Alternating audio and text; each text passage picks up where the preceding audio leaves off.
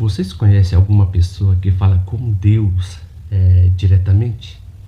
Sim ou não? Se vocês quiserem saber quais são as características dessas pessoas que dizem que conversa ou que conversam com Deus, espere o sinal da vinheta.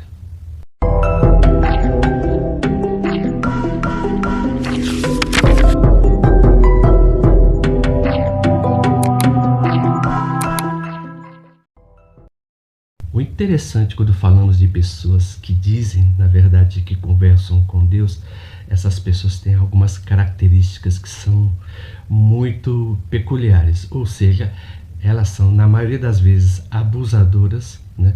Fingem uma falsa humildade. Então, elas sempre vão usar, na verdade, a fé como ferramenta de manipulação, ou seja, elas sempre se aceitam como vítimas porque são incompreendidas e com isso eles fazem certas coerções emocionais e manipulações psicológicas. Por exemplo, uma das explorações emocionais que elas fazem na verdade é a indução, ou seja, incutir na sua mente, na verdade, que ela está sendo perseguida por Deus e que você tem que se juntar a causa dela, porque se você vai contra a sua concepção mesmo, tá, de Deus ou de obra de Deus, você já está sendo totalmente usada, vamos dizer assim, pelo inimigo.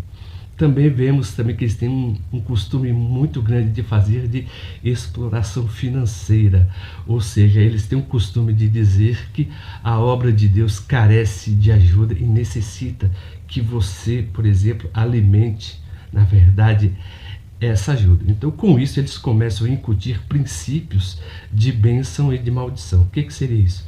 Se você ajudar nessa obra, você será abençoado. E se você não ajudar nessa obra, você será totalmente amaldiçoado. Então, o que eles fazem isso? Eles trabalham com uma espécie de doutrinação e lucro. Por quê? Porque eles vão distorcendo a realidade de acordo com seus próprios devaneios, de acordo com seus próprios delírios. Interessante quando essas pessoas dizem que conversam com Deus, na maioria das vezes elas conversam com a concepção que elas têm de Deus. Então, na maioria das vezes, isso é uma espécie de delírio e devaneio, ou seja, é uma pessoa que não teve nunca suas vontades satisfeitas, uma pessoa que foi totalmente oprimida quando criança.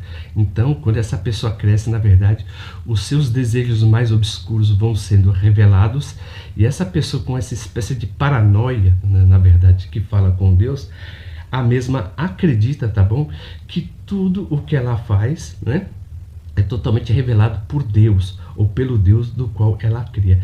Então, por exemplo, ele sempre vai trabalhando com uma espécie de coerção psicológica, ele vai minando o livre-arbítrio da pessoa, fazendo um jogo emocional, fazendo com que essa pessoa fique totalmente presa, tá bom? A sua concepção de sagrado, tá? Então, por isso que eles trabalham com uma espécie de controle emocional e distorção da realidade. O porquê isso? Porque é o seguinte, se você tem um sistema crítico muito forte, muito apurado, se você questiona, eles sempre usam do argumento que você está questionando o próprio Deus. Então, o que eles fazem, na verdade, é uma espécie de hovering, né? Eles abafam a sua consciência crítica e começam a colocar na sua cabeça, mediante jargões e arrependimentos, que tudo que ele faz é para a obra de Deus. E as pessoas, por exemplo, que vai totalmente contra, né? E por isso que essas pessoas são totalmente taxadas como inimigo. Então, por isso que há uma espécie de doutrinação. Essa doutrinação, na maioria das vezes, é uma lavagem cerebral. Por quê? Porque as pessoas, por exemplo, quando entram na religião, elas têm uma necessidade psicológica muito grande de amor, de pertencimento, de reconhecimento, ou mesmo de um significado na vida e uma autoestima muito baixa. Então, quando o líder religioso ele é totalmente narcisista ou psicopata, ele sempre vai usar isso como uma espécie de massa de manobra. É por isso que muitas vezes você vê quando o líder religioso é totalmente confrontado, você vê que sempre tem uma massa de pessoas que estão o apoiando, né? Por quê? Porque, por exemplo, o líder religioso sempre vai omitir certos tipos de informações. Ele não apregoa a liberdade, ele apregou a concepção que ele tem sobre o divino, né? E impõe sobre essas pessoas qual seria a verdadeira, boa e santa vontade de Deus. Então eles trabalham com essa influência, tá bom? De uma maneira muito sutil. Por quê? Por exemplo, eles fazem um isolamento social, né, da família, se a pessoa tem praticamente um problema na família, eles começam apregoar uma concepção de love bombing, né, que essa pessoa tem um amor incondicional dentro dessa religião, dentro desse grupo religioso, e com isso a pessoa sendo bombardeada com essas informações, na verdade, ela sente que é totalmente útil, então ela tem que fazer algo, por exemplo, que possa corresponder a essa vontade divina. Então os líderes religiosos que são totalmente inescrupulosos trabalham muito com esse conceito, tá bom? Para poder distorcer a mentalidade das pessoas e a sua própria individualidade. Então, eles vão fazer, na verdade, uma despersonalização. Se você prestar atenção, cada líder religioso ele trabalha com uma espécie de mímese, ou seja, os membros sempre têm uma linguagem correspondente ao seu líder religioso. Um exemplo, se você olhar, por exemplo, a Renascer, a linguagem dele, né, é correspondente, por exemplo, ao seu pastor, ou a da Deus e Amor também. Agora, isso acontece mais, na verdade, em religiões que são centradas em torno de um líder. Mas, por exemplo, se vemos a Batista e a Assembleia de Deus, já tem uma maneira totalmente diferente em lidar com isso. Não estou aqui, por exemplo, né, falando, colocando em panos quentes quem é o bem ou o mal, mas apenas estou falando quais são as características desses líderes religiosos. Então, se você vê, por exemplo, na Igreja Batista também, como a Assembleia, está tendo muito esse tipo de líder que coage as pessoas, porque se a pessoa, por exemplo, não faz nada de acordo com a sua concepção de sagrado, de profano, na verdade, essas pessoas são totalmente ostracizadas, até mesmo dentro da religião. Então, com isso, vemos, por exemplo, que a moralidade, na verdade, entra numa espécie de checkmate.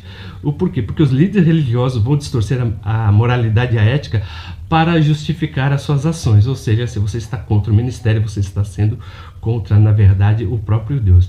Então, como essas pessoas não têm uma concepção mais de ética, mas sim uma concepção dogmática totalmente distorcida, que eles vão interpretar as Sagradas Escrituras de acordo com a sua concepção individual, eles vão trabalhar com um conceito de autoridade, autoritarismo, ou seja, uma ameaça, né, constante despersonalização da pessoa. E, por exemplo, também temos que verificar também o risco da desinformação. As religiões sempre trabalharam, tá bom, com a espécie de risco da desinformação. Então, sempre é necessário você saber sobre esses procedimentos, né, de pessoas que se dizem que conversam com Deus e que você tem que tomar um cuidado muito grande, viu? Então o tema de hoje foi explicado porque que as pessoas que conversam com Deus você tem que ter uma certa ressalva. Então, se o título de hoje, se o tema de hoje foi totalmente relevante para você, por gentileza, se inscreva no nosso canal, né? Envie esse vídeo para uma pessoa, por exemplo, que está entrando em um sistema religioso e você vê que essa pessoa totalmente prega aquilo que foge à lógica, foge à consciência e foge ao conhecimento crítico, tá? Porque essas pessoas que têm o costume, na verdade, de te bombardear, as pessoas constantemente querem te persuadir a todo momento, tá? Então, falando que a sua verdade é verdadeira, única e que sobressai sobre a realidade, tá bom? Então, se o vídeo de hoje foi totalmente relevante para você, por gentileza, se inscreva no nosso canal, aperte o botão das notificações e dê um joinha, viu?